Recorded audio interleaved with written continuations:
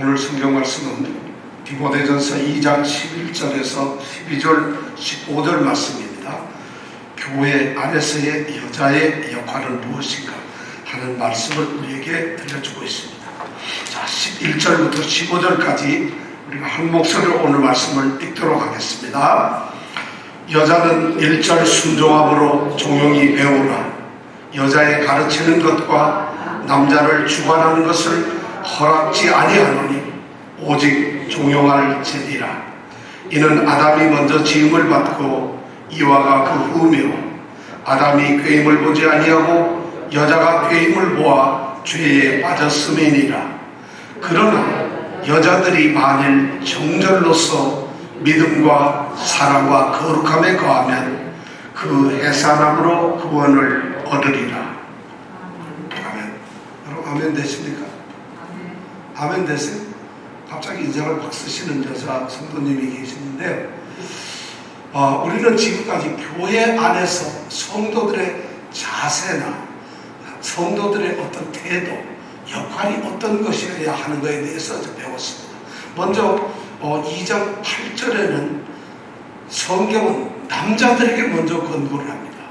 남자들이 기도를 할 때에 어떻게 기도를 해야 되느냐, 그 기도의 자세를 우리에게 8절에 우리 가르쳐줬습니다. 우리는 이렇게 배웠습니다. 분노와 분쟁이 없이 거룩한 손을 들어서 기도를 하라, 이렇게 가르쳤다는 것을 우리가 기억합니다. 자, 기도를 할 때 악의를 갖고 분노하는 마음으로 그런 마음을 가지고 기도하지 말라는 것입니다. 아마 이 에베소 교회의 남자들은 기도할 때 이러면서 기도를 했는 것 같아요. 그러니까 그런 기도를 분명하게, 또 기도라는 것 자체는 절대 분노해서 기도해서는 안 된다는 것입니다. 그 다음에 두 번째는 경쟁심을 갖거나 또 그렇지 않으면 기도 그 자체를 어떤 논쟁, 경쟁의 어떤 거리로 삼아서 기도를 해서는 안 된다는 것이죠. 그렇게 삼지 말고 기도해라. 남자들에게 이야기를 했죠. 왜냐하면 교회 안에서 기도를, 대포 기도를 하는 것이 남자의 일이었기 때문에 그렇습니다. 그러면서 어떻게 하느냐, 그 분노나 경쟁이 아니라 거룩한 손을 들어 기도를 하라. 그래서 이 초대교회는 전통적으로 교회는 남자들이 손을 들어서 기도합니다. 그런데 바울사도는 그 손을 드는 모습을 생각하면서 너희들은 단순히 손을 드는 것이 아니라 거룩한 손을 들어라, 이렇게 얘기합니다.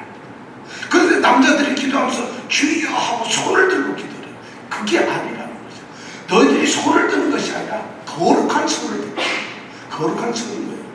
오늘도 신문지사 어디에 보니까 거룩한 손으로 뭐 이런 단어가 나오더라고요. 아마 성경 여기에 나오는 거예요. 거룩하고 구별된 깨끗하고 청결한 마음과 행동과 그런 삶의 자세, 생각을 가지고 손을 든다. 기도를 할 때 그렇게 하고 손을 든다는 거죠. 그런데 아마 이 남자들은 속에서는 분노와 경쟁이 일끓고, 그리고 그들은 탐욕과 교만과 잘난 것과 허례와 허영과 그런 것, 무지와 이런 것들이 가득 찬 상태에서 손만 들고 주여 기도했다는 것이에요. 그러니까 제발 거룩한 손을 들고 기도해라. 이것이 남자들에게 했던 첫 번째 교회 안에서의 권면이었습니다. 두 번째가 뭐냐면 여자들에게 교회 안에서 예배에 참석할 때 어떤 모습을 가져야 하는가를 우리가 또한 지난 시간에 배웠습니다. 첫 번째가 뭐냐면 염치와 정절로 단장을 하고 마담한 모습을 입으라는 거죠. 이 말을 번역 현대어로 바꾸면 품격 있고 고상하며 그리고 교양 있는 단정한 모습을 입으라는 거예요. 잘 들어보세요. 품위가 있고, 품위가 있어요. 옷이. 그러니까 박 입어서 되는 게 품위가 있고, 그 다음에 교양이 있어요. 이해할 만한 한계의 교양이 있고, 그 다음에 단정한 모습을 입어야 돼요. 그렇게 얘기를 하고 있어요. 그것이 첫 번째로 중요한 것이에요. 옷차림을 그렇게 하라는 것이에요.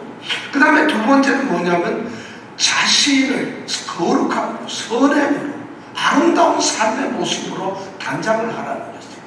다시 말해서 내적으로, 영적으로, 자신의 마음으로, 심리적으로 깨끗함을 가지고 그렇게 자신을 단장하라는 것이에요. 그러면서 외모나 거침에나 또는 어떤 육체적인 그런 치장을 하지 말라는 거예요. 그런데 그 당시 어떤 치장을 했다고 그랬죠? 홍수는 절친의 머리를 어떻게 해요? 딱 머리로 휘딱 해가지고 하늘을 찌를 듯이 머리를 딱 올리고 거기다 뭐를 끼졌어요? 금, 진주를 끼졌어요. 귀걸이를 500불 이상 되는 거 비싼 거 모르겠네. 하여튼 귀걸이도 큰 보석으로 이렇게 하고 옷도 값진 옷을 메이커로 해가지고 어디 메이커에서 나온 한 벌에 2만 불 정도 하는 이런 옷을 입고 오더라고요. 그러면서 이러고 예배당에 왔을 거 아니겠어요? 그옷 입은 사람이 이렇게 들어올 리는 없잖아요. 그죠? 그러니까 그런 식의 외모적 치장을 하지 말고 성령으로 너희 자신을 치장하라. 이것이 예배에 임하는 여자들을 향한 두 번째 권면이었어요. 첫 번째가 남자들에게, 두 번째가 여자들에게. 그리고 세 번째 아주 결정적으로 여자들에게 권면하는 것이 오늘 말씀입니다. 세 개의 권면을 여자들에게 하고 있습니다. 그 첫 번째가 뭐냐면 교회 안에서 여자들은 순종함으로 종용이 배워야 한다는 것이에요. 여기서 1절이라는 말은 뭐냐면 이런 뜻이 전적으로 온전하게 이런 뜻이에요. 그러니까 온전하게. 또 순종함이라는 건 뭘까요? 순종이 그의 여성들이 모습이 되어야 한다. 배움에 있어서 모습이 되어야 한다는 거죠. 이 순종이라는 것이 말이죠. 우리는 착각을 하면 어떤 뭐 개인적으로 내가 가지고 있는 권리 같은 거 다 포기해버리고 내가 아무것도 아니라거나 또는 무조건 아무 생각도 안 하고 굴복하고 굴종하는 이런 자세를 순종이라고 생각하는데 그런 것이 아니라는 거죠. 여기서 순종함이라는 말은 뭐냐면 교회 안에서의 순종이라 교회가 가지고 있는 하나님이 주신 교회의 권위, 하나님이 주신 교회의 질서, 하나님이 주신 교회의 어떤 규칙 이런 것을 순종하라는 것이에요. 그러니까 순종함으로 1절 전적으로 그런 하나의 교회의 권위를 순종하면서 어떻게? 종용이라는 말이 뭘까요? 입 다물고 이 말이에요. 간단하게 얘기하면 침묵하라는 거죠. 조용히 하는 침묵. 절대 말하지 마. 이건 남자에게도 똑같아요. 침묵을 하라는 거죠. 성경의 가르침이나 어떤 것에 대해서 다투고 쟁론하고 뭐가 어떻고 떠들지 말고 침묵하라는 거죠. 그리고 어떻게? 배우라고 얘기하고 있어요. 배워라. 하나님의 말씀을 배우라는 것이에요. 여자들에게 지금 얘기하는 것이 1절 순종함으로 종용이 배우라고 교회 안에서 그렇게 하는 교회 밖에서 어떻게 하라는 얘기를 하는 것이 아니라 교회 안에서 하나님을 공경한다 하는 자들, 그런 여자들은 교회 안에서 배워야 한다는 거죠. 저는 이 말씀을 듣고 여러분들 어떻게 생각했어요? 그럼 뭐예요? 여자가 배워야만 해? 이렇게 현대인들은 착각하고 생각을 할 수 있는데 이 말씀은 이 당시에 이 말씀이 성경에 기록되었을 때는 여기 혁명적이에요. 엄청나게 충격을 주는 이거 사회를 뒤집어 버리는 얘기였어요. 이 말 자체가 여자보고 배우라는 게 왜 그랬을까요? 배우라는 것은 이런 것이에요. 당시에 여자들이 배움과의 관계에서 여자들을 배우는 것을 어떻게 해야 되는가 하는 것을 단적으로 말해주는 이런 얘기가 있어요. 당신의 여자들의 위치, 지위가 어땠는가 하면은 유대인 남자들은 말이죠. 유대인 남자들은 하나님 앞에 기도할 때 뭐라고 했느냐면 오 주님, 내가 여자로 태어나지 않게 하심을 감사합니다. 여자로 안 난 게 감사할 정도였어요. 그러니까 여자로 태어난 것은 저주고 불행이고 안타까운 일이에요. 그러니까 남자들이 그런 기도를 했어요. 그게 당연한 기도였어요. 그러니까 여자의 신분이 어땠겠어요. 그리고 유대인들을 가르치는 선생인 랍비들 중에서 어떤 랍비들은 이렇게 가르쳤어요. 뭐라고 가르쳤냐면 남자가 어떻게 가르쳤느냐, 남자가 그의 딸에게 율법의 지식을 가르치는 것, 그게 바로 뭐냐면 그건 마치 그 사람들에게 호세, 세욕이나 음란을 가르치는 것과 똑같은 것이라고 이렇게 말했어요. 그러니까 가르쳐서 율법을 가르쳐서는 안 된다는 것이 그대 유대인의 전통이었어요. 유대인들은 적절하게 남자를 존귀히 여기고 여자를 비하시키는 이런 의식에 사로잡힌 그런 문화 속에 있었어요. 그러니까 여자와 남자의 관계가 그런데 성경은 오늘 우리에게 여자에게 엄청난 얘기를 들려주고 있다. 여자가 배우라는 것이, 여자는 배워야 한다는 것이, 왜냐하면 여자는 마땅히 배워야 하는 이유가 있어요. 왜냐하면 이 배움을 통해서 우리는 구원의 지식을 알게 되고 하나님을 알게 되고 그러면서 하나님께서 우리에게 주시는 축복이 어떤 것인지 은혜가 어떤 것을 알게 됨으로써 하나님을 더 가까워지는 이런 것을 배우라는 것이에요. 율법을 가르치도 못하게 하는 그 사회에서 이렇게 얘기를 하고 있다. 이 말이 뭐냐면 남자가 우월하다는 걸 깨뜨려버리는 것이죠. 남자가 더 강하다는 것을 깨뜨려버리는 것이죠. 바울 사도는 갈라디아서 3장 28절에 이런 말씀을 했어요.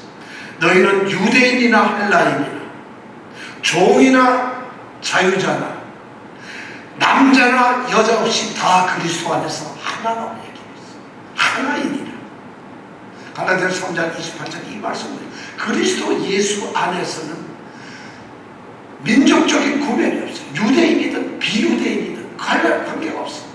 그 사람이 자유가 있는 자유인이든 주인이든 아니면 주인에게 얽매인 종이든지 아니면 성별로 남자든지 여자든지 중요하지 않다니 하나라는 거예요. 그리스도 예수 안에서. 갈라디아서 3장 28절에 성경은 우리에게 그렇게 얘기를 해주고 있어요. 바로 그러한 정신이 오늘 말씀 가운데서 나타나는 거예요. 여자들이 배우라는 거죠. 사랑하는 여성들 여러분, 배우세요. 안 배우려는 표정이 배우십시오. 하나님 말씀을 배우세요. 이것이 첫 번째 여자들에게 주는 교회 안에서의 권면입니다. 자, 두 번째 권면은 12절에 나옵니다. 다 같이 한번 여성분들만 읽겠습니다. 시작. 여자를 가르치는 것과 남자를 주관하는 것을 하지 않으니. 이쪽에서 소리가 안 나왔어요. 이쪽에서. 자, 여자가 가르치는 것, 남자를 지도하고 주관하는 것을 허락하지 않는다는 것입니다. 어디에서? 정치에서? 아니면 직장에서? 사회에서? 어디에서? 교회 안에서입니다. 그것을 허락지 않는다는. 그럼 여자는 뭐예요? 오직 조용히 침묵하라는 것이에요. 이것이 성경이 우리에게 들려주는 말씀이에요. 여자들을 교회 안에서 가르치는 것이 허락되지 않았다. 남자를 주관하는 것, 지배하고 통솔하고 다스리는 것이 교회 안에서 허락되지 않았다고 성경은 이것이 하나님의 말씀이라고 이야기하고 있습니다. 충격적이죠. 어쩌면 우리가 받아들이기 힘듭니다. 그런데 여기에 이유를 갖다가 그렇게 해야 되는 이유 두 가지를 이야기하고 있습니다. 성경 말씀이 바로 성경적 근거에 의해서 성경을 통해서 왜 그래야 하는가 하는 이유와 근거를 이야기하고 있습니다.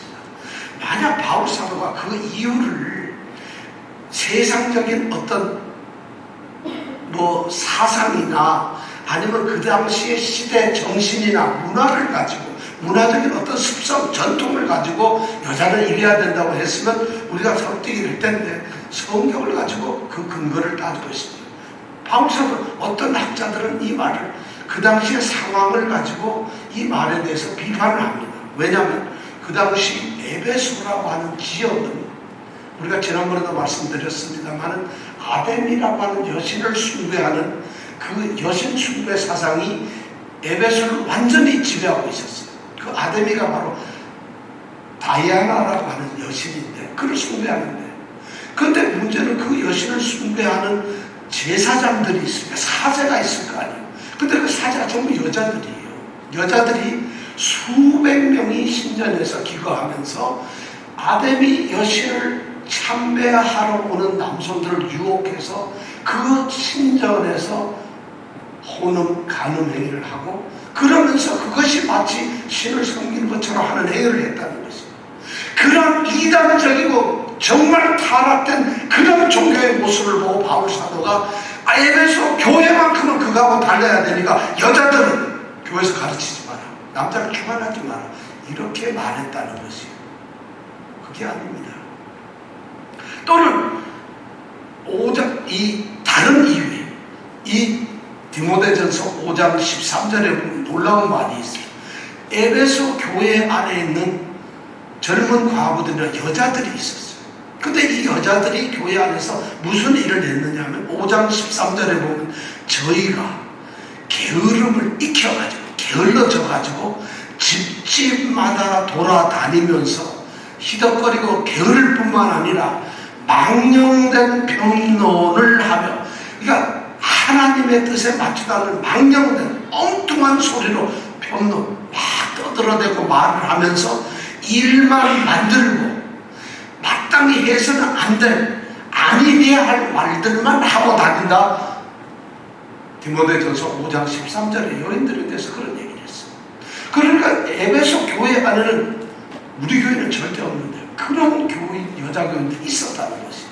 그러니까 바울 사도가 그런 여자를 생각하면서 여자들은 다스려서는 안 된다, 남자를 지배해서도 안 된다는 것이에요. 이렇게 해야겠다고 주장하는 사람들이 있어요. 그것도 말이 안 됩니다. 왜냐하면 그럼 안 그러면 어떻겠느냐, 이런 반대 논리가 있죠. 아니면 바울이 유대인이기 때문에 유대인의 전통이나 관습을 가지고 남자를 우선시하는 그런 정책을 가지고 있었다. 그리고 유대인들이 중심이 되는 회당에서 그렇게 가르친 것이다 라고 얘기하는 사람도 있습니다.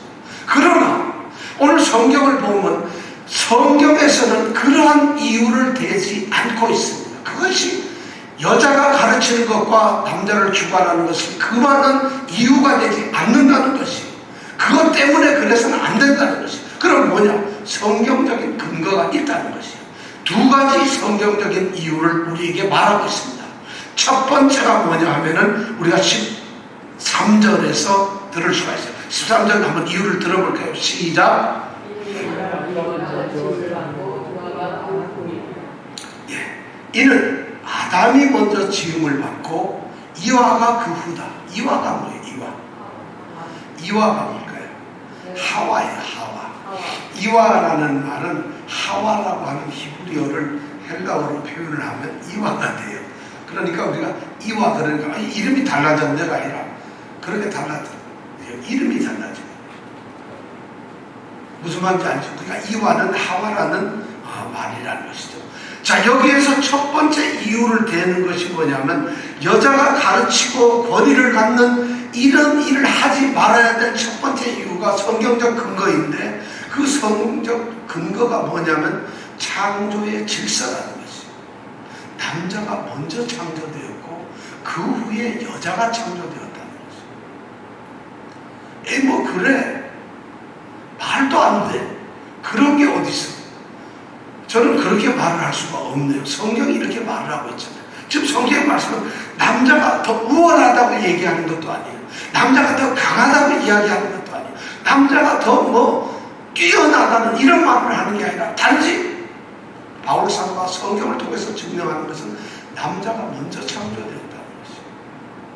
이 말 속에는 남자가 우월하다는 말이 조금도 없어요. 오히려 남자가 더 약할지도 몰라요. 사실은 창세기 2장 18절에 보면 하나님이 이런 말씀을 하세요. 창세기 2장 18절에 보니까 여호와 하나님이 가라사대 사람의 독처하는 것이 좋지 않으니, 이런 사람의 독처하는 것이 좋지 않으니, 여기서 사람이란 말은 히브리어로 아담이라는 말이에요. 아담이라는 말을 번역하면 사람이라는 뜻을 가지고 있어요. 그래서 아담이라고 하지 않고 사람이라고 했어요. 아담이 독처, 혼자 있는 것, 홀로 있는 것을 좋지 않게 여겼다. 좋지 못하다는 얘기는 뭔가 불안하다, 뭐가 완전하지 않다, 뭐가 부족하다, 이런 의미로 얘기해요. 하나님이 그렇게 생각을 하셨다는 거예요. 그래서 하나님이 그 다음에 뭐라고 얘기했냐, 내가 그를 위하여, 바로 아담을 위하여, 남자를 위하여 돕는 배필을 지으리라. 돕는 배필이 누굴까요? 예? 하와예요. 하와. 자, 그럼 여러분, 여기에서 우리가 누가 더 강하겠어요? 도움을 받을 자가 강하겠어요? 그 도움을 받을 자를 돕는 사람이 더 강하겠어요? 여러분, 누가 더 강해요? 도움을 받아야 될 그 사람이 더 위대하겠어요? 도와야 할 그 사람이 더 위대하겠어요? 상식적으로 우리가 만약에 생각한다면 여자가 더 어쩌면 더 강하고 위대하고, 사실 그래요. 성경적으로 훨씬 더 그럴지 몰라요. 저는 이 말씀을 읽으면서 오히려 그러겠어요. 돕는 배필이에요. 도와줘. 우리가 연약할 때 우리를 돕는 것이 누구죠? 성령이에요. 성령께서 돕는 배필, 이 돕는다는 건 바로 성령께서 보혜사라는 단어와 똑같은 말이에요. 돕는 것이 연약하니까. 그런데 그런데 여기서 바로 남자가 먼저 지어졌고 하와가 뒤에 지어졌다는 이 말은 남자가 더 강하다, 뛰어나기 때문에 그렇다는 것이 아니라, 이것은 우연이나 그런 것을 얘기하는 것이 아니라 하나님의 창조 순서가 그렇다는 거예요. 그러니까 순서에 의해서 남자가 여자에게 가르침을 받거나 지도를 받는 것은 옳지 않다고 얘기를 하는 거죠. 이것이 첫 번째 창조의 질서, 순서의 문제라는 것이죠. 두 번째, 여자가 지도권을 갖고 우월권을 갖는 것을 교회가 받아들이지 않는 이유는 14장에 나와 있어요. 14장 다 같이 읽어볼까요? 시작.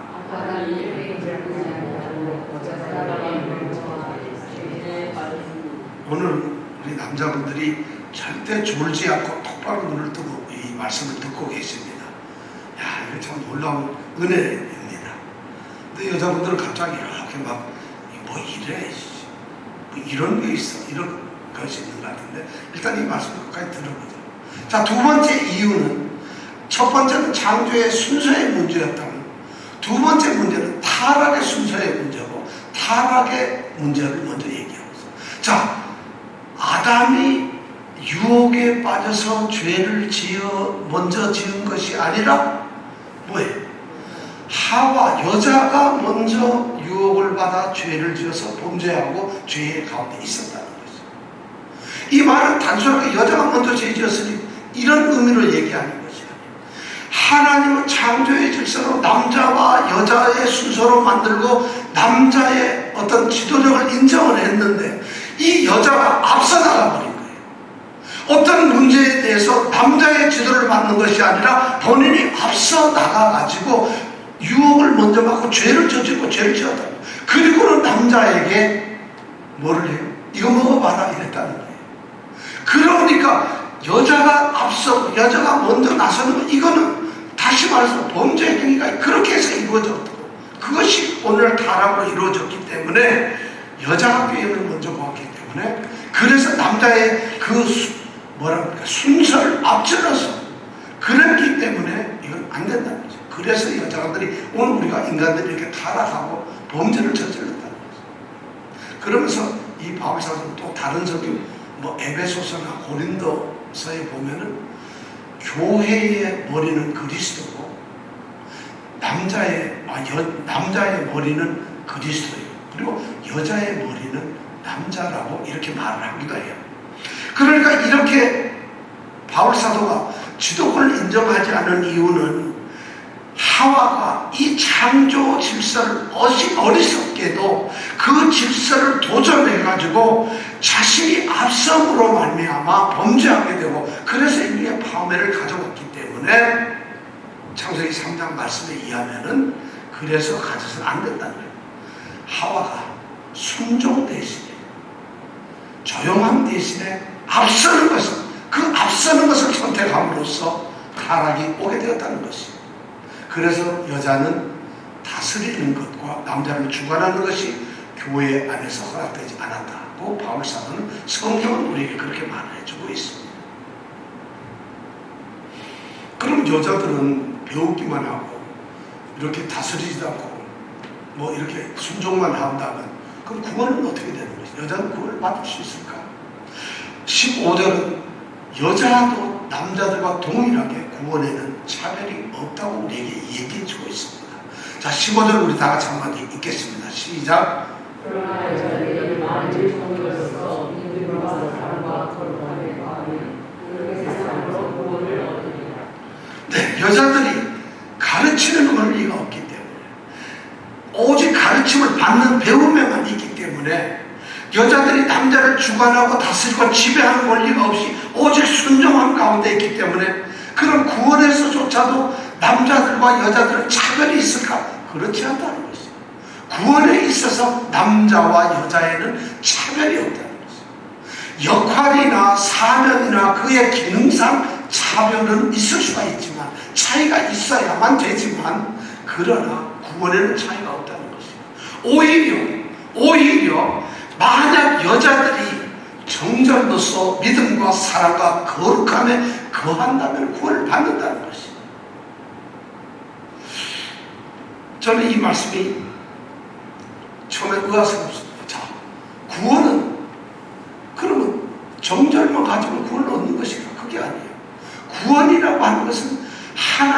전적인 주권이에요. 하나님이 구원을 허락하시고 주시는 것이에요. 그리고 하나님의 은혜예요. 구원은. 그런데 어떻게 정절이라는 말로서 그가 믿음과 사랑과 거룩함에 거하기만 하면 구원을 받는다? 있을 수가 없는 말이에요. 왜 이 말을 할까요? 구원은 하나님의 주권이고 하나님이 주시는 은혜지만은 이 주권과 은혜가 여자에게 임할 때에 그 여자는 주권과 은혜에서 변한다는 것이에요. 어떻게? 정절로서 믿음과 사랑과 거룩함에 거하게 된다는 것이에요. 이것이 은혜고 주권이에요. 은혜가 그냥 쏟아져서 구원받는 것이 아니에요. 남자들도 하나님이 은혜를 주시면 무조건 구원을 받는 것이 아니에요. 은혜가 구원의 근본 동기가 되지만 그 은혜를 통해서 우리는 믿게 되는 거죠. 그 은혜를 통해서 주님을 따르게 됩니다. 그 은혜를 통해서 주님의 말씀에 순종하게 되는 거죠. 그 은혜를 따라서 우리는 거룩한 삶을 살게 됩니다. 이렇게 함으로써 우리가 구원을 얻는다는 것이죠. 바로 여자에게서 오히려 그런 것을 얘기하고 있어요. 가르치는 겁니다. 가르면은 이런 얘기를 했어요. 남자를 가르치는 것, 남자를 주관하는 것, 위대한 영웅 전사가 되는 것, 위대한 여성 전사가 되는 것, 위대한 여성 영웅이 되는 것, 그 어느 것보다도 하나님 여자에게 정해주신, 여자에게 규정되고 여자에게 정해놓으신 여자의 소명에 충실할 때에 오히려 구원을 받는다는 것이죠. 이것은 칼빈이 그렇게 얘기를 했어요. 바로 그렇습니다. 여자들이 정절로서, 이 정절이라는 말은 정숙함이에요. 정숙함이란 원칙에서 어긋나지 여성다움을 말해요. 여성다움으로서 여성답게, 그래서 믿음을 갖고, 이건 어쩌면 이 거짓 여사제들을, 이 이방의 여사제들을 빗대는지도 모르겠어요. 정숙하게 믿음을 가지고, 그리고 사랑하고, 그리고 구별된 거룩한 삶을 그렇게 살아간다면 구원을 받는 것이죠. 그러면서 거기 하나 더 보탤 말이 있어요. 뭐라고요? 제일 끝에 뭐라고 되어 있죠? 해산함으로 구원을 얻는다. 애를 낳음으로 구원을 얻는다. 도대체 이게 무슨 말일까요? 그런 말을 바울이 이 성경에도 덧붙여놨어요. 성경은 우리에게 그 해산함, 우리는 이렇게 읽기를 원해요. 그러나 여자들이 만일 정절로서 믿음과 사랑과 거룩함에 거하면 구원을 얻으리라. 이렇게 말해도 말이 되는 거, 그것이 아주 만족하게 100%가 될 것 같은데, 저 거룩함에 거하면 하고 가로싹 열고 그 해산함으로 가로 닫고, 요 말만 없어도 될 텐데 성경은 그 말을 기억, 그 해산함. 그러니까 이 성경학자들이나 오늘 듣는 우리까지도 혼란스러운 거죠. 해산함으로 구원을 얻는, 애를 낳아야 구원을 얻는 건가? 그러니까 어떤 학자들은 여자는 반드시 애를 낳아야 구원을 얻는다. 그럼 결혼 안 하고 시집 안 한 여자는 죽어도 구원을 얻지 못해요. 평생 독신으로 살아가는 사람들, 그리고 결혼을 해도 애를 낳지 않은 여자는 구원을 얻지 못한다. 말이 안 되는 그런 해석을 하는 위대한 신학자들도 있어요. 또 어떤 신학자들은 그게 아니고 해산을 하고 막 고통스럽지만 구원을 받으면 절대 해산해서 문제가 안 생긴다. 뭐 이런 얘기라는 말도 안 되는 소리를 하는 분도 있어요. 근데 조금 더 영적으로 해석하시는 분은 이 해산이라는 걸 이렇게 생각해요. 창세기 3장 15절 말씀에 보면 여자의 후손과 뱀의 후손의 싸움을 얘기를 하면서 여자의 후손이 뱀의 머리를 깨뜨릴 것이다. 그러면서 여자의 후손이 바로 그리스도가 태어나신다는 것을 예언했어요. 그러니까 여자들이 그리스도를 해산했기 때문에, 여자가 그리스도를 해산했기 때문에 바로 그리스도를 통해서 우리가 구원받듯이 여자들이 그리스도를 낳음으로써 구원을 받는다. 이렇게 또 굉장히 영적인 듯 하면서도 갑자기 그런 말을 끊기거든요. 저는 이 말씀을 이렇게 해석을 합니다. 바로 직전에 14절에 보면 여자가 꾀임을 받아 죄에 빠졌다 그랬어요. 여자가 유혹을 받고 죄에 빠져 지금 죄에 빠져 있어요. 그런데 창세기 3장 16절에 보면 이 죄에 빠져 있는 여자에게 하나님은 벌을 내리세요. 무슨 벌을 내릴까요? 잉태하는 고통, 아이를 낳는 수고라고 하는 그런 고통의 벌을 내리세요. 그리고 남편을 사모하게 만드는, 창세기 3장 16절의 말씀, 남편을 사모하게 만드는, 그 다음에 남편을 막 이렇게 따르게 만드는, 이런 벌로 주셨어요. 죄에 대한 벌로 주셨어요. 바로 그 벌이 잉태하는 것이, 고통스럽게 아이를 낳는 것이. 그럼 여자에게 사명은, 여자의 삶의 앞으로의 삶은 뭘까요? 자녀를 낳아서 어머니로서, 여자로서 가정을 지키고 자녀를 양육하고 가르쳐서 가정을 튼튼하게 만들고, 그리고 사회에 하나님의 뜻이 이루어지도록 하는 여성다운, 여성의 일을 감당하는 그 모든 것을 총체적으로 아마 해산이라는 말을 표현하지 않았을까. 그러니까 많은 또 학자들이 그렇게 해석을 해요. 여자가 가정에서 자녀를 기르는 그 역할, 그런 역할을, 여자다운 역할, 정숙이라는 말이 정숙함으로 믿음과 사랑과 거룩함에 거하는 것, 정숙함과 여자의 사명 역할을 감당함으로써 오히려 남자들처럼 뭐 이런 짓 안 해도 그것 자체로서 믿음과 사랑과 거룩함에 거하면 그것만으로도 여자들은 구원을 받는다는 것을, 여자들은 그렇게 구원을 받는다는 것을 우리에게 말해주고 있습니다. 이것이 세 번째, 여자들도 구원을 받을 수 있다는 바울의 권면의 가르침입니다. 자, 우리는 여기서 여자들을 향한 교회 안에서의 세 가지 가르침. 여자는 일절 순종함으로 종용히 배워라. 여자는 가르치는 것과 남자를 주관하는 일을 허락지 않는다. 세 번째, 여자는 정절로서 믿음과 사랑과 거룩함에 거하는 구원함을 받는다. 여자다움으로서 살아가는 구원을 받는다. 이 세 가지를 성경은 우리에게 말해주고 있습니다. 그런데 사실 오늘 결론적으로 얘기하면 이 말씀이 많은 사람들에게 불편을 가져오고 논쟁을 가져왔어요. 특별히 교회 안에서 이 말씀이, 자, 여자는 그럼 목사 안수를 줘야 되느냐 말아야 되느냐. 여자가 교회의 목사가 되면 가르쳐야 될 것이고, 또 목사가 되면 총회장도 되고 당회장도 되고 뭐 교회의 어떤 직위를 갖게 되면 남자를 지배하게 될 텐데 여자에게 목사 안수를 줘야 되느냐 안 줘야 되느냐. 이거는 2000년 교회 기독교회사에서 끊임없이 싸워왔던 얘기고, 오늘날은 특별히 더 이것이 문제가 됩니다. 여자가 교회 안에서 너무 불평등한 거 아니냐는 것이죠. 이것이 어떻게 성경에 있을 수 있느냐는 것이죠. 오늘 시대가 어떤 시대인데 여자가 대통령도 나오고 장관도 되고, 뭐 학교 선생님 가보면 한국 같은 학교 선생님이 70%가 여자 교사들이. 근데 이럴 때 어떻게 여자가 목사가 안 되고 가르치지도 못하고 지도를 못하는 건 말이 되느냐. 이거 성경 바꿔야 돼. 말도 안 돼. 웃기는 얘기 하지도 마라. 이건 지킬 필요가 없는 말이다. 이런 반발들이 교회 안에서 나오고, 목사들 가운데서 나오고, 여성들 가운데서 나옵니다.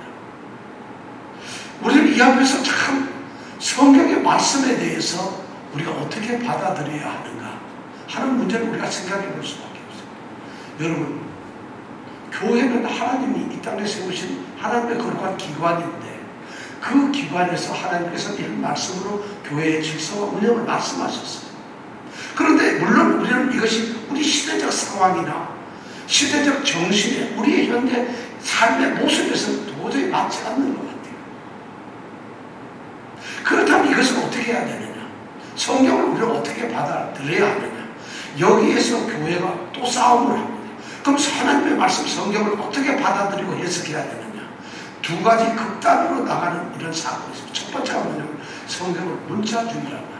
근본주의적인 문자주의. 뭐냐면 성경은 하나님께서 성령의 감동으로 직접 쓰신 것이기 때문에 문자 그대로, 있는 말씀 그대로 지켜야 된다는 것입니다. 글자 그대로 한자 1.2획도 우리가 고치거나 바뀌거나 번개하거나 하지 말고 그 말씀 그대로 지켜야 된다는 거죠. 이런 극단주의적인 근본주의가 있어요. 여러분 어떻게 생각하세요? 너무 투마치인데? 뭐 저도 조금은 투마치라고 생각을 합니다. 이런 극단주의, 문자적인 어떤 극단주의가 있어요. 또 하나 극단주의자는 바로 우리 같은 사람이죠. 에이, 말도 안 돼. 뭐가, 야, 5,000년 전에 쓴 거하고 4,000년 전, 2,000년 전 예수님 때하고 오늘하고 어떻게 세대가 똑같냐. 세상도 달라지고, 역사도 달라지고, 문화도 달라지고, 삶의 습관도 달라졌는데 어떻게 그 성경을 지금, 성경은 시대적으로 그때그때 맞게 바꾸어져야 합니다. 성경 그대로 믿을 필요 없이 바꿔야 된다 해서 이 자체 성경 자체를 그냥 다 인정하죠. 부정을 합니다. 우리는 이것을 자유주의라고 합니다. 이러한 것이 교회 안에 그대로 존재하고 있어요. 어떤 교단은 아주 근본적으로 당하고 있어요. 어떤 교단은 프리하게 자유스러워요. 그리고 뭐 감리교, 성결교 뭐 이런 데는 아주 프리합니다. 또 장로교와 일부 보수적인 교단은 아주 좀 문자적으로 가까웠습니다. 이것이 성경을 하나를 놓고도 해석을 어떻게 하냐 대립을 하고 있어요. 바로 이러한 문제 때문에 이것이 좀 불편해지면 성경까지도 어떻게 한번 들썩해보고 싶어요. 어떤 말씀이 오늘 우리에게 맞지 않으면 이렇게 하고 있어요. 마치 동성애자들이 동성애는 인간의 어떤 권리이고 오늘날 우리 삶의 문화이다. 우리 자신이 내가 성적인 어떤 특성이 동성애가 맞는데 난 동성애를 해야 되는데 왜 이것을 거부하느냐. 동성애 거부하는 게 성경에 나오고 그건 구약시대의 얘기고 로마 시대 때 성이 타락했기 때문에 로마서에 그렇게 얘기한 것이지 오늘날 문화로서는 동성애가 잘못이 아니라 이렇게 강변하는 동성애자와 성경을 그런 식으로 해석하려는 사람들이 동일선상에 있어서는 안 된다는 것이. 그럼 또 그 사람들은 뭐라 하는 줄 알아요? 구약성경 율법에 보면은 짐승을 먹을 때 굽이 갈라진 거하고 되새김질하는 이런 짐승만 먹게 했는데 돼지를 그래서 되새김질을 안 하니까 굽은 갈라지지만 먹지 못한다고 율법에 레위기사하고 출애굽기사에 정해져 있는데 오늘 돼지고기 막 먹잖냐. 왜 율법 안 지키느냐. 율법은 그러니까 꼭 지키는 것이 아니라 그때 상황이 다른 거야. 뭐 또 이렇게 얘기하는 사람도 있으면서 성경 말씀을 가지고 투정을 합니다. 어떤 사람은 그래요. 이스라엘 자손 12명이 어디서 태어났느냐. 야곱의 자손 아니냐. 야곱이 누구랑 결혼했냐. 바로 사촌들하고 자매와 결혼하고 그 종들하고 4명과 결혼해서 전부 애를 낳은 거 아니야. 아브라함이 누구하고 결혼했냐. 자기 누이동생하고 결혼한 거 아니냐. 하와 사라가 자기 누이동생 아니냐. 그런데 출애굽기에 와보면 그 친구와 결혼하지 말라. 이렇게 또 명령을 해요. 그러면 아담은 야곱은 죄를 짓는 건가? 하나님이 그때는 해도 괜찮고 이 출애굽기 시대에 와가지고는 금지결혼 안 돼 이러니까 물론 그러면서 시대적으로 그때는 사람이 없었으니까 그렇게 결혼을 해야 되고 이제 60만 100만이 넘는 이 세대에는 그런 결혼을 해서는 안 되고 뭐 또 이렇게 해석을 하는 사람들이 있습니다. 이유야 어떻든 간에 우리는 성경을 극단적인 이런 해석을 피해야 합니다. 극단적으로 성경을 해석하시는 분들이 문자로 그냥 그렇게 미어다 보면 우리는 진리의 본질을 흐려버리고 말의 단어에 묶이게 됩니다. 또 본질을 우리는 소홀히 하게 되면 그냥 시대적으로 마음대로 적용을 해서 성경을 멋대로 해석하게 됩니다. 근데 성경 이 하나님의 말씀은 우리는 굉장히 중요한 두 가지를 기억해야 돼요. 하나님의 말씀은 하나님의 뜻이 들어가 있는 아주 일관되고 통일된 일치된 하나의 진리라는 것이. 하나님의 말씀은 진리예요. 그것이 옛날에는 진리였고 오늘날은 진리가 아닐 수 있다는 것은 있을 수 없어요. 하나님은 말씀은 동양인들에게는 진리고 서양인들에게는 진리가 아닐 수 있다 이런 말이 있을 수 없어요. 하나님의 말씀은 통일성과 보편성과 획일성을 가지고 있는 것이에요. 그러니까 여자에게도 남자에게도 하나님의 말씀은 진리고 하나님의 말씀은 오직 진리의 그 말씀 하나님의 뜻과 주권이 들어가 있는 주관이 들어가 있는 말씀이라 이것을 우리가 기억해요. 하나님의 말씀은 통일성화된 주관적인 하나님의 뜻이 담긴 말씀입니다. 진리다. 이것을 우리가 성경을 해석할 때 기억해야 돼요. 두 번째, 하나님은 그런 우리가 감히 만날 수도 없는 영이신 하나님께서 전 우주를 지배하시는 하나님께서 그분의 뜻과 말씀을 성경으로 나타냈을 때 공허한 우주에다가 나온 것이 아니라 역사라고 하는 시간 속에 살고 있는 사람들에게 말씀을 하셨다는 것입니다. 그 위대한 진리를 허공에다 대고 말씀하신 게 아니라 아무것도 없는 데다가 아무런 공허하게 외친 것이 아니라 하나님이 들려주시는 말씀은 역사라는 시간 속에서 살아가고 있는 그 땅에서 살고 있는 사람들에게 너희들이 이것이 하나님의 뜻이고 명령이라고 말씀을 해주셨다는 것을 기억하는 것입니다. 그러니까 그것은 직접적으로 우리와 관계가 있고 우리가 지킬 수 있고 우리가 행해야만 된다는 이런 말씀을 주셨다는 거예요. 진리와 역사성이라는 것을 우리가 성경을 해석할 때 반드시 생각을 해야 된다는 것이죠. 그렇게 하다 보니까 우리는 매우 중요한 성경 해석의 어떤 원리를 찾습니다. 뭐냐? 극단을 피하고 하나님의 말씀, 이 말씀이 진리라는 것을 받아들이고 그 다음에 이 말씀이 우리로 하여금 지키게 하셨다는 것을 우리는 또한 받아들입니다.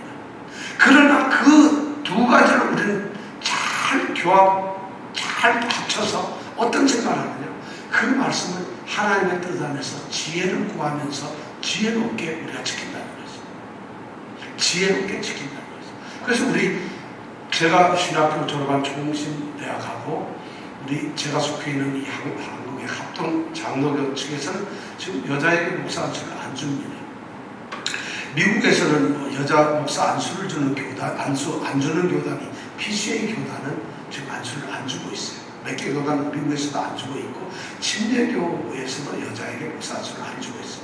그 외에 미국 장로로 PCUSA, 감리교, 순복음은 여자 안수 주는데 앞장서고 있고 하여튼 그렇습니다. 자, 그렇다면 우리가 여기서 이 말씀을, 제가 이런 말씀을 하는 것조차도 너무 답답합니다. 왜냐하면 성경에 있는 말씀을 굳이 저에게 번역을 하고 이런 얘기를 해야 되는 것이 안타까워요. 그런데 우리가 조금 이 하나님의 말씀을 이해하기 위해서 이런 신학적 배경을 제가 말씀드리는 거예요. 그래서 제가 이 학교를 다니고 제가 평생 다녔던 우리 장로교단에서 여자들에게 안수를 안 주니까 여자들이 신학교에 들어오는데 제가 다닐 때마다 한 100여 명의 여자분들이 신학대학원을 다녀요. 그럼 신학대학원 다니면 당연히 뭐예요? 목사 안수를 받고 목사가 될 텐데 목사 안수를 안 주고 신학대학원만 졸업하고 끝이 그분들은. 그런데도 와요. 그래서 개중에 어떤 사람들은 졸업하고 나서 다른 교단에 가서 얼른 목사 안수를 받는, 그리고 다른 교단을 가버리는 분도 있어요. 그런데 대다수의 사람들은 목사 안수를 안 받고 있어요. 왜냐하면 이 성경적으로 교단의 가르침들을 하기 때문에, 교단의 가르침이 절대적인 것이 아니라 성경적 이런 근거에 의해서 하기 때문에 따르고 있어요. 그 대신에 이런 가르침에 대해서 우리가 지혜롭게 생각할 것이 있어요. 디모데전서나 디모데후서, 디도서에 가보면은 여자들도 가르칠 수 있는 것이 있어요. 무조건 못 가르치는 게 아니라 어린 아이들이나 젊은 여성들을 향해서는 여자들이 가르칠 수가 있도록 성경은 말씀을 하고 있어요. 이 얘기는 뭐냐? 가르치는 것과 남자를 주관하는 것이 완전 배제되는 것이 아니라 우리는 지혜롭게 생각해야 된다는 것이에요. 그래서 우리 교단에서 어떻게 합니까? 여자에게는 권사라는 직책을 줘요. 권사라는 여자의 직책이 뭔가요? 장로는 절대 여자에게 주질 않아요. 우리 장로는. 감리교는 물론 딴 데는 다 줍니다만 우리 장로는 주질 않아요. 그러다 보니까 장로는 안 돼도 장로로서 통치하고 지배하고 어떤 행정을 하는 그런 것은, 정치를 하는 것을 주지 않지만 권사로서 전 교회를 권면하고 위로하고 그들을 갖다가 영적으로 돕는 이런 일을 권사에게 맡겼어요. 장로는 행정적 치리를 하면서도 교회를 다스리지만 권사는 성도들의 아픔을 위로하고 그들의 믿음을 묵돋도와주고 그들에게 가서 봉사의 일을 하게 하고 권면하는 이런 일을 누구에게 맡겼다고요? 권사에게 맡겼어요. 여러분, 권사가 그건 엄청난 일입니다. 아시겠습니까? 이런 일을 여자에게 맡기셨어요. 그리고 여자에게 목사는 안 되지만 여전도사의 일을 맡겼어요. 여전도사들이 와서 주일학교를 가르치고 청년들을 가르치고 여성분들을 가르치는 이런 일을 지혜롭게 이렇게 구별했다는 것이에요. 저는 성경 말씀에서 우리가 지혜롭게 하는 것이 필요하다고 생각해요. 가장 중요한 것은 무엇보다도 성경에 있는 말씀을 우리가 쟁론해서는 안 된다는 것이죠. 이건 하나님의 말씀이기 때문에 하나님의 뜻을 우리가 철저히 따릅니다. 하나님의 뜻을 우리는 부인하지 않습니다. 우리는 하나님이 가르칠 그 원리를 따라야만 된다고, 말씀을 순종해야 된다고만 알고 있습니다. 그렇다면 우리는 하나님의 말씀을 그냥 따르는 것입니다. 그러나 그 따름에 있어서 하나님은 우리에게 지혜를 주십니다. 지혜조차도 하나님의 은혜입니다. 우리는 주여하고 하나님의 뜻을 무조건 찾아서는 안 됩니다. 주여하고 우리는 예를 들어서 제가 예를 잘 드는 거예요. 만약 몽둥이로 여기를 때립니다. 그럼 여기가 붓고 아프지. 주여, 아프지 않게 해주셨다고 이게 안 아파지는 게 아닙니다. 하나님은 우리가 통증을 느끼고 이것 자체가 하나님의 뜻인데 우리는 하나님의 뜻이라 주여 안 아프게 해주세요 기도합니다. 이건 틀린 얘기예요. 기도가 아니고 하나님의 뜻을 따르는 게 아닙니다. 아프지만 이것을 안 아프게, 이 죽음의 고통을 이길 수 있게 하나님에게 지혜를 달라고, 능력을 달라고, 힘을 달라고. 그래서 하나님은 우리에게 진통제라고 하는 지혜로서 약을 만들게 하죠. 우리로 해서 이 아프리카 마취를 시키는 그런 지혜를 주고, 이것이 하나님의 은혜입니다. 이걸 우리는 일반 은혜라고 합니다. 일반 은총이라고. 바로 이런 일반 은총, 은혜를 가지고서 살아가는 것이 오늘 필요합니다. 그렇다면 오늘 이 말씀, 여자는 일절 순종함으로 조용히 배우라. 가르치는 것과 남자를 추가하는 것을 허락지 않는다. 그리고 정숙함으로 믿음과 사랑과 거룩함에 거하라. 그리고 구원을 얻으라. 이 말씀에 정말 우리 여자분들이 충실해지고 하나님이 기뻐하시는 여자 성도들이 교회 안에서 되시기를 축원합니다. 기도하겠습니다.